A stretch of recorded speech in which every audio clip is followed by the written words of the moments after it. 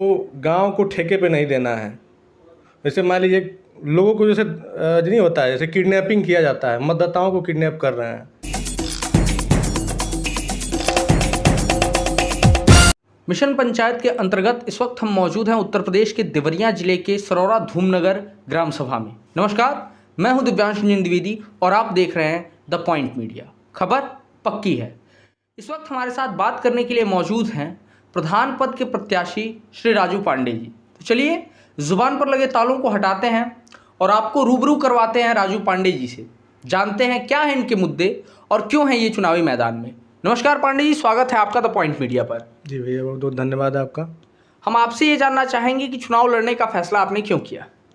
चुनाव लड़ने का फैसला चूँकि हमारा बचपन से ही सामाजिक रुचि रहा है जी। समाज सेवा तो इस वजह से चुनाव लड़ना चाहते हैं। समाज सेवा के कई अन्य मार्ग भी होते हैं, जैसे बहुत सारे लोग समाज सेवा के लिए समाज सेवी बन जाते हैं या फिर कि एनजीओज की स्थापना करते हैं, कोई संगठन बनाते हैं। तो आपने राजनीति चुनी, क्यों? राजनीति इसलिए चुने कि जैसे गांव में हमको रहना है, चूँकि जी कहीं बाहर जाना नहीं है जी तो सेवा भी होगा, उसी के माध्यम से राजनीति भी होगी और राजनीति में सेवा करने का और अवसर मिलेगा मुझे। सेवा करने का अवसर मिलेगा राजनीति में। सेवा को लेकर आप राजनीति में आए हैं, आपके मुद्दे क्या क्या हैं?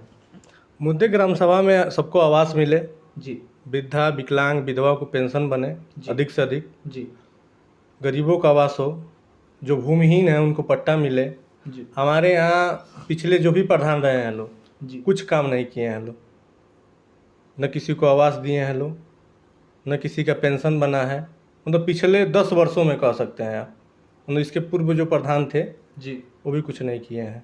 न पेंशन बनवाए 5 साल में, न 5 साल में किसी गरीब को पट्टा दिए, न कुछ। हाँ, लोहिया आवास दिए, लोहिया आवास से 50,000 रुपया लिए और लोहिया आवास दिए। वो भी सरकार की योजना थी, ग्राम पंचायत हमारा जो है लोहिया हो गया इसके वजह से। चलिए, भ्रष्टाचार का भी आप आरोप लगा रहे हैं, साथ ही साथ आरोप लगा रहे हैं कि पिछले 10 सालों से विकास नहीं हुआ। तो मैं ये जानना चाहूँगा कि पिछले 10 सालों में जब विकास नहीं हो रहा था उस समय राजू पांडे राजनीति में क्यों नहीं उतरे? देखिए, 5 साल पहले मैं राजनीति में उतरा था। जी 5 साल पहले मैं बीडीसी का चुनाव लड़ा था और जीता जी। और ग्राम सभा में काफ़ी मैं काम भी किया हूँ, लोगों की बहुत मदद किया हूँ, हर स्तर से लोगों की मदद किया हूँ और 200 मीटर आरसीसी भी बनवाया हूँ सांसद निधि से और एक विधायक निधि से 100 मीटर का। और ग्राम सभा के हर कार्य में, जैसे हर सामाजिक कार्य में मेरी सहभागिता रही है अधिक से अधिक। तो जब विकास नहीं हो रहा था तो उस समय आप सीधे प्रधान पद के लिए क्यों नहीं लड़े? उस समय चूँकि मेरी ग्राम पंचायत अनुसूचित हो गई थी जी। हाँ, तो इसलिए नहीं लड़े। तो फिर चूँकि बीडीसी सामान्य हो गया था, सामान्य महिला था, तो मैं अपने माताजी को लड़ाया था चुनाव जी और माताजी लड़ी, जीते हम लोग। चलिए, ये चूँकि आप राजनीतिक समर में हैं, अभी मैदान में हैं और आपके सामने प्रतिद्वंदी भी होंगे, तो उनके बारे में आपका क्या कहना है? प्रतिद्वंदिता देखिए, हमसे किसी की लड़ाई नहीं है जी। हमारी लड़ाई है ग्राम सभा के लोगों लोग जनता की लड़ाई में लड़ रहा हूँ। अपनी लड़ाई मेरी कोई नहीं है और जनता मेरे साथ है। जनता का साथ मिल रहा है ऐसा आप दावा कर रहे हैं जी। तो कैंपेनिंग शुरू भी हो गई है, चुनाव की तारीख नज़दीक आ गई है, आचार संहिता भी लग चुकी है। ऐसे में जनता के बीच आप जा रहे हैं, जनता का क्या ओपिनियन है आपके प्रति और आपके प्रतिद्वंदियों के प्रति? मेरे प्रति जनता का प्यार है, तभी मैं चुनाव लड़ रहा हूँ और जनता का प्यार और समर्थन मुझे मिल रहा है, तभी मैं चुनाव लड़ रहा हूँ। और इससे जो मेरे विरोधी हैं वो घबरा गए हैं। कुछ धनबली लोग हैं, कुछ बाहुबली लोग हैं जो जनता को डरा धमका रहे हैं पैसा से, दारू से, मुर्गा से।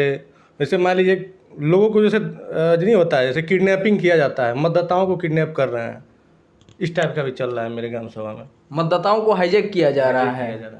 चलिए, हम आपसे ये जानना चाहेंगे कि जो लोग मतदाताओं को हाईजैक कर रहे हैं, चूँकि आप उनके सामने चुनावी मैदान में हैं, तो उनकी इस रणनीति के विरुद्ध आपका हथियार क्या है? जो जैसे प्रलोभन दिया जा रहा है शराब या मुर्गे का, इसके विरुद्ध आपका हथियार क्या है? देखिए, जनता है, गांव की जनता है और समझदार है जी। सब लोग जानते हैं कि आज कोई आएगा, पैसा देगा, मुर्गा देगा, दारू देगा और वो ठेकेदार है। समझिए कि वो वोट का ठेकेदार है। आज आया है, वोट लेगा, पैसा देगा, वोट लेगा, फिर चला जाएगा और 5 साल पूछने नहीं आएगा। वो जानता है कि जनता जानती है कि राजू पांडे 5 साल थे, बचपन से गांव में हैं और चुनाव हारे या जीते हैं, गांव में ही उनको रहना है। यदि जनता आपको मौका देती है, आप जीत जाते हैं, तो प्रधान बनने के बाद आपकी प्राथमिकताएं क्या क्या रहेंगी? पहली प्राथमिकता मेरी रहेगी मतलब जो गरीब हैं उनको आवास दिलाना, मतलब प्राथमिकता के आधार पे। जैसे जो गरीब है उसको पहले मिले और दलालों और ये जो दलाल हैं उनको चक्कर में ना पड़े। मतलब नहीं होता है कि दलाल होते हैं लोग गांव में, बिना दलाल का पहले मतलब मेरे ग्राम सभा में पिछली जितने प्रधान रहे सारे दलालों के चुंगुल में रहे हैं और मुझे उस काम से बचना है। और जनता की आवाज़, मतलब जनता जो कहेगी उस हिसाब से काम करना है। मतलब मुद्दा है कि आवाज़ चाहिए तो आवाज़ चाहिए। राशन कार्ड जिसका नहीं है, मान लीजिए लाल कार्ड है या सफ़ेद कार्ड है, जिसका नहीं है उसको कार्ड बनवाना है। पहला प्राथमिकता है आवास कार्ड, राशन कार्ड जी। उसके बाद से जो भी गरीब मतलब है उस टाइप जो जिसको मतलब जिस योजना का लाभ मैं दिलवा सकूँ अधिक से अधिक, वही मेरी पहली प्राथमिकता है। और शिक्षा के क्षेत्र के लिए मैंने सोचा है कि मेरे यहाँ 2 प्राइमरी स्कूल हैं, उन दोनों प्राइमरी स्कूल को मतलब इंग्लिश मीडियम के तर्ज पर विकसित करना है मुझे। तो शिक्षा का स्तर गाँव में बढ़े। युवाओं के लिए अम्बेडकर खेल मैदान मेरे यहाँ है, जो मतलब मान के चलिए पिछले 15 सालों से भूमाफियाओं के कब्जे में है, उसको पहले मुक्त करना है। बच्चों को खेलने के लिए पहले उसको मुक्त करना है। जैसे ये जो खेल मैदान को आपने मुक्त कराने की बात कही है भूमाफियाओं से, तो भूमाफियाओं से संघर्ष के लिए एक प्रधान के तौर पर यदि आपकी अनबन हो जाती है वो खेल मैदान को मुक्त कराने में, तो उसके लिए आपकी तैयारी कितनी है और उसको आप कैसे हैंडल करेंगे? जनता मेरे साथ है, जनता साथ देगी। आपको विश्वास है? एकदम विश्वास है, 100% विश्वास है। और जनता इसीलिए मुझे चुन भी रही है कि मैं ही एक अकेला प्रत्याशी हूँ जो उन भूमाफियाओं से लड़ सकता हूँ। नहीं तो जितने प्रत्याशी हैं सारे उन भूमाफियाओं के चुंगुल में हैं। कल प्रधान बन जाएंगे, परसों उन लोगों के पास जाके गोदी में उन लोग के बैठ जाएंगे। इसका मतलब कि सारे प्रत्याशी बाकी जो आप कह रहे हैं आपके अनुसार वो एक तरफ हैं, राजू पांडे अकेले लड़ रहे हैं? जी। तो यदि वो भूमाफियाओं के सहयोग से लड़ रहे हैं तो आपके साथ कौन? मेरे साथ आम जनता है, आम मतदाता है, आम जनता है। जनता के सहयोग की बात आई है। आमतौर पर पंचायत चुनाव में एक चीज़ देखी जाती है कि अक्सर जातिवाद एक बहुत बड़ा फैक्टर होता है रिजल्ट को प्रभावित करने में। ऐसे में आपके ग्राम सभा की क्या स्थिति है इसमें, और यदि स्थिति जातिवाद के नाम पर ध्रुवीकरण किया जा रहा है कहीं, तो उससे राजू पांडे कैसे निपटेंगे? मेरे यहाँ देखिए, मेरे यहाँ जातिवाद कोई मुद्दा नहीं है जी। और जातिवाद से कोई वोट भी नहीं ले पाएगा जी। क्योंकि मेरे यहाँ सारे लोग विकास के मुद्दे पे वोट देंगे। इस बार के चुनाव में तो विकास के मुद्दे पे ही वोट होगा। जैसा कि आपने बताया आप अभी बीडीसी प्रतिनिधि हैं, प्रधान पद के लिए उम्मीदवार हैं। आगे जनता विकास के कार्यों को देखकर वोट देगी और जनता समझदार है आपके यहाँ की। एक सवाल जो बेहद महत्वपूर्ण है वो हम आपसे पूछना चाहते हैं कि अभी पिछले वर्ष हमारा देश एक महामारी से गुजर रहा था और लॉकडाउन के समय प्रवासी मजदूरों की वापसी हो रही थी, बाहर से लोग घर की तरफ आ रहे थे और यहाँ पर भी दोहरी दिक्कतों का सामना करना पड़ रहा था। तो एक बीडीसी के रूप में आपने उनके लिए क्या क्या कार्य किया? देखिए, सरकार उसमें पैकेट देती थी, गरीबों को पैकेट देती, जो बाहर से प्रवासी मजदूर आते थे जी। उनके लिए हमारे यहाँ प्राइमरी स्कूल में व्यवस्था हुई थी और उनको राशन भी मिलता था। तो हम लोग नेपाल से और अधिकारियों से मिलकर अधिक से अधिक दिलवाए। मैं खुद ही 150-200 गरीबों को अपने पास से मतलब राशन पैकेट दिया था कोरोना के समय।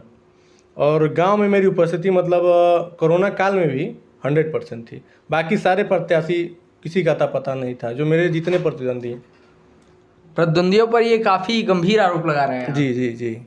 तो क्या आपको नहीं लगता कि ऐसा बयान देना आपके लिए कोई हानिकारक सिद्ध हो सकता है? नहीं, जो सच्चाई हो मैं बता रहा हूँ। सच्चाई बता रहे हैं। चलिए, हमारे चैनल के माध्यम से आप आम जनता से, अपनी ग्राम सभा की जनता से क्या अपील करना चाहेंगे? अपील यही करना चाहते हैं कि किसी के भी डर से, मतलब किसी भी वोट के ठेकेदार से डरिए मत और विकास के मुद्दे पे आप लोग वोट करिए। किसी से डरने की ज़रूरत नहीं है। कोई पैसा देगा, मुर्गा देगा, दारू देगा, आज देगा फिर चला जाएगा। फिर ठेकेदारी गांव को भी मतलब कंपनी समझ लिए हैं लोग। तो गांव को ठेके पे नहीं देना है। गांव के लोग से मैं यही अपील करूंगा। चलिए, तो ये थे हमारे साथ सरौरा धूमनगर ग्राम सभा से प्रधान पद के प्रत्याशी राजू पांडे जी। हम इनके लिए शुभकामनाएं व्यक्त करते हैं। हम शुभकामनाएं व्यक्त करते हैं सरौरा धूमनगर ग्राम सभा के लिए। साथ ही साथ हम अपने दर्शकों से यह निवेदन करते हैं कि यदि आप इस चैनल पर नए हैं तो हमारे चैनल को सब्सक्राइब कीजिए, और अगर हमारा ये वीडियो आप फेसबुक पेज पर देख रहे हैं तो हमारे पेज को लाइक कीजिए। बाकी हम आपके लिए लाते रहेंगे ऐसे ही मुखर वक्ताओं को, ऐसे ही लोगों को। तो देखते रहिए द पॉइंट मीडिया, क्योंकि हम दिखाते हैं वो जो खबर पक्की है। कैमरा पर्सन बादल के साथ मैं Divyansh Ranjan Dwivedi, the point media.